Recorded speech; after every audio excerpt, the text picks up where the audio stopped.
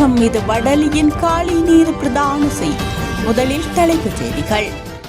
தமிழ் மக்களை இந்த நாட்டின் பிரஜைகளாக வாழும் உரிமையை உறுதிப்படுத்துவோம் என ஜனாதிபதி அனுரகுமார திட்டமிட்டார். யாழ் மண்ணில் அனுர காலடி வைக்க முடியாது என சுமந்திரன் விடுத்துள்ள கடுமையான எச்சரிக்கை. நெல்லியடியில் இடம்பெற்ற தமிழ் தேசிய பேரவையின் மேதின எழுச்சி கூட்டம். நெல்லையாதீன குரு முதல்வர் ஸ்ரீலஸ்ரீ சோமசுந்தர தேசிக ஞானசம்பந்த பரமாச்சாரிய சுவாமிகள் மறைவு. இந்தியாவுடன் பேச்சு, பாகிஸ்தானிடம் அமெரிக்கா அறிவுறுத்தல். தொடர்பான விரிவான செய்திகள்.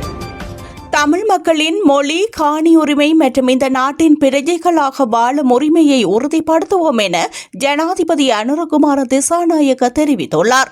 காலி முகத்திடலில் நேற்று மாலை இடம்பெற்ற தேசிய மக்கள் சக்தியின் மேதின பேரணியில் கலந்து கொண்டு உரையாற்றும் போதே அவர் இவ்வாறு தெரிவித்துள்ளார். நாட்டின் எதிர்காலமும் மக்களின் நலனும் முழுமையாக தேசிய மக்கள் சக்தியை பொறுத்தே அமையும். என்பிபிக்கு வெளியே எந்த சவாலும் இல்லை. நமக்குள்ளேயே சவால்கள் உள்ளன. அந்த பிளவுகளையும் எதிர்மாறான நிலைமைகளையும் நாம் நேருக்கு நேர் எதிர்கொண்டு புதிய சூழ்நிலைகளுக்கேற்ப மாற வேண்டியுள்ளது. நாட்டை மீட்டெழுக்கும் வழியில் எங்கள் அரசு ஒரு வலுவான அடித்தளத்தை அமைத்திருக்கின்றது. ஆனால் அதன் பலனை சில மாதங்களில் பார்க்க முடியாது. எந்தவிதமான விரைவு மொழியும் கிடையாது. அதனை பொறுமையாக இருக்க வேண்டும். ஒரு வெற்றிகரமான நாட்டை கட்டியெழுப்பும் கட்டத்தில் நாங்கள் தற்போது 4 முக்கிய தூண்களை பதித்திருக்கின்றோம். அவை ஊழலற்ற அரசியல் பண்பாடு, இன ஒற்றுமை, சட்ட ஒழுங்கு, பொருளாதார நிலைத்தன்மை என விவரித்தார். தொழிற்சங்கங்கள் தொடர்பில் உரையாற்றிய ஜனாதிபதி, உங்கள் பழைய மனப்பாங்குகளை மாற்றுங்கள். சிறிய விடயங்களுக்காக வீதியில் போராட வேண்டியதில்லை. எங்களை வீதிக்கு அழைத்து வர தேவையில்லை. நாங்கள் உங்கள் இதய துடிப்பையும் ஆசைகளையும் உணரும் அரசியல் சக்தி என தெரிவித்தார். நாங்கள் அரசியல்வாதிகளுக்காக அரசியல் அமைப்பு அனுசரணைகளை சுற்றறிக்கைகளை மூலம் வழங்கப்பட்ட பல சலுகைகள், உரிமைகளை கூட விட்டுவிட்டோம். எங்களுக்கு சற்று நேரம் தாருங்கள். தொழிற்சங்கங்களே, உங்கள் பழைய சிந்தனைகளை கழற்றி புதிய நோக்கத்துடன் நாட்டை கட்டியெழுப்ப நம்முடன் ஒன்று சேருங்கள். அரச ஊழியர்களுக்காக எந்தவித கோரிக்கையும் இல்லாமல் அடிப்படை சம்பளம், மேலதிக நேர கொடுப்பனவு, வருடாந்த உயர்வுகள், கூடுதல் சலுகை ஆகிய அனைத்தையும் நாம் அதிகரித்து வழங்கி இருக்கின்றோம். தமிழ் மக்களின் உரிமைகள் நிச்சயம் உறுதிப்படுத்தப்படும். தேசிய ஒருமைப்பாடு அவசியம். தேசிய ஒருமைப்பாடு இன்றி நாட்டில் முன்னோக்கி பயணிக்க முடியாது. தேசிய ஒருமைப்பாட்டிற்காக விருப்பை வடக்கு கிழக்கு மக்கள் நமக்கு வெளிப்படுத்தியுள்ளனர். அதன் காரணமாகவே அவர்களின் கட்சிகளை புறக்கணித்து எமக்கு வாக்களித்துள்ளனர். ஆகவே நாம் அந்த மக்களை கைவிடப் போவதில்லை. தமிழ் மக்களின் மொழி, காணி உரிமை, வாழும் உரிமை மற்றும் அவர்கள் இந்த நாட்டின் பிரஜைகளாக வாழும் உரிமையை உறுதிப்படுத்துவோம். எம்முடைய நாட்டை கட்டியெழுப்ப வேண்டுமென்றால் இந்த விடயங்களை பூர்த்தியாக்கப்பட வேண்டும். பிளவுபடுத்தும் அரசியலை முடிவுக்கு கொண்டு வந்து ஒன்றிணைந்த அரசியலை உருவாக்கியுள்ளோம். இந்த அத்திவாரத்தை ஏற்படுத்தியுள்ளோம். இதுவே நாம் பெற்றுள்ள வெற்றியாகும் என அவர் தெரிவித்துள்ளார். யாழ் மண்ணில் அனுரகுமார திசாநாயக்க காலடி வைக்க முடியாது என தமிழரசு கட்சியின் பொதுச் செயலாளர் எம்.ஏ. சுமந்திரன் கடுமையாக எச்சரித்துள்ளார். வடபகுதியில் தமிழர் நிலங்களை சந்ததியின்றி கபலீகலம் செய்யும் செயற்பாட்டை அனுரகுமார திசாநாயக்க உடனடியாக நிறுத்த வேண்டும் என தமிழரசு கட்சியின் பொதுச் செயலாளர் எம்.ஏ. சுமந்திரன் அறைகூவல் விடுத்துள்ளார்.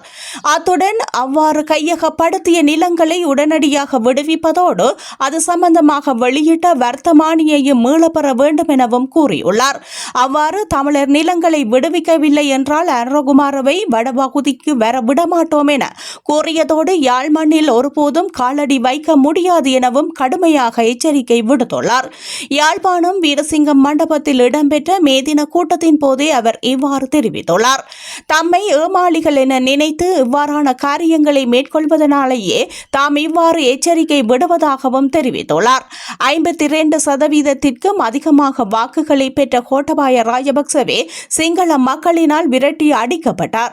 ஆனால் வெறும் 42% வாக்குகளை பெற்ற அனுரவின் கதி என்னவாகும் எனவும் கேள்வி எழுப்பியுள்ளார். இதேவேளை அனுரகுமார திசாநாயக்க தனது வழியை சரி செய்யாவிட்டால் அதைவிடவும் மோசமான விளைவுகளை சந்திக்க நேரிடும் எனவும் தெரிவித்துள்ளார்.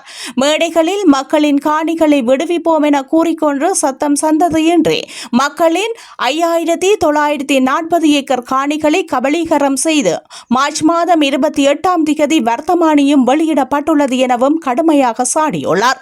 இந்த அரசாங்கம் நில விடுவிப்பு என்று கூறிக்கொண்டு மேலும் மேலும் மக்களின் காணிகளை சுவீகரிக்கும் செயற்பாட்டை உடனடியாக நிறுத்த வேண்டும் எனவும் அவர் தெரிவித்துள்ளார்.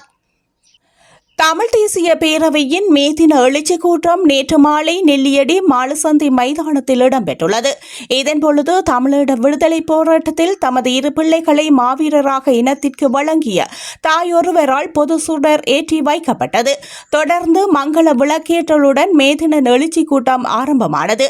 இதன்பொழுது தமிழ் தேசிய மக்கள் முன்னணியின் தலைவர் கஜேந்திரகுமார் பொன்னம்பலம், செயலாளர் செல்வராசா கஜேந்திரன், முன்னாள் நாடாளுமன்ற உறுப்பினர் ஈஸ்வரபாதம் சரவணபவன், தமிழ் தேசிய பசுமை இயக்கத்தின் தலைவர் பு. ஐங்கரநேசன், அருந்தவபாலன், M.K. சிவாயிலிங்கம், தமிழ் தேசிய மக்கள் முன்னணியின் செயற்பாட்டாளர்கள், பொதுமக்கள் என பலரும் கலந்து கொண்டிருந்தனர். இதேவேளை தமிழரசு கட்சி தலைமைத்துவம் தந்தை செல்வா அவர்களது கொள்கையுடன் பயணிக்க தயாராக இருந்தால் அவர்களுடன் பேசுவதற்கும் இணைந்து செயலாற்றுவதற்கும் நாம் தயாராக இருப்பதாகவும், தமிழரசு கட்சியை தாம் ஒருபோதும் அழிக்க நினைத்ததில்லை, அதனை அழிக்கவும் கூடாது எனவும் அழிக்கவும் முடியாது எனவும் கஜேந்திரகுமார் பொன்னம்பலம் இதன்போது கருத்தும் தெரிவித்திருந்தார். பொங்குடுதீவு குறிகட்டுவான் துறைமுகத்தின் அபிவிருத்தியை முன்னெடுக்கும் நோக்கில் அங்கு பூர்வாங்க நடவடிக்கைகளை ஆரம்பிப்பதற்காக விசேட கள ஆய்வு ஒன்று நேற்றைய தினம் மேற்கொள்ளப்பட்டுள்ளது. இந்த விசேட விஜயத்தில் இலங்கை துறைமுக அதிகார சபையின் பணிப்பாளர் ரணசிங்க தலைமையிலான அதிகாரிகள், நாடாளுமன்ற உறுப்பினர் ரஜீவன், வடக்கு மாகாண வீதி அபிவிருத்தி சபையின் பணிப்பாளர், பொறியியலாளர்கள், கடற்படை அதிகாரிகள் ஆகியோர் கலந்து கொண்டிருந்தனர். நெல்லை திரு ஞானசம்பந்தர் ஆதீன குறுமுதல்வர் ஸ்ரீலஸ்ரீ சோமசுந்தர தேசிக ஞானசம்பந்த பரமாச்சாரிய சுவாமிகள் இன்றைய தினம் இறையடி சேர்ந்துள்ளதாக செய்திகள் வெளியாகியுள்ளன. கொழும்பில் சிகிச்சை பெற்றுக் கொண்டிருந்த நிலையிலேயே சிகிச்சை பலனின்றி இறைவனடி சேர்ந்ததாக தெரிவிக்கப்படுகின்றது. பகல்காம் தீவிரவாத தாக்குதல் தொடர்பாக இந்தியாவுடன் நேரடி பேச்சுவார்த்தையில் ஈடுபட வேண்டும் என்று பாகிஸ்தான் பிரதமர் ஷெபால் ஷெரீப்புக்கு அமெரிக்கா அறிவுரை வழங்கியுள்ளது. கடந்த 22 காஷ்மீரின் பகல்காமில் பாகிஸ்தான் தீவிரவாதிகள் நடத்திய தாக்குதலில் 26 சுற்றுலா பயணிகள் உயிரிழந்தனர். இதன் காரணமாக இந்தியா பாகிஸ்தான் இடையே போர் பதட்டம் எழுந்திருக்கின்றது. இந்த நிலையில் பாகிஸ்தான் பிரதமர் ஷெபால் ஷெரீப் உடனும் அமெரிக்க அமைச்சர் மார்க்கோ ரூபியோ தொலைபேசி பேச்சுவார்த்தை நடத்தியுள்ளார்.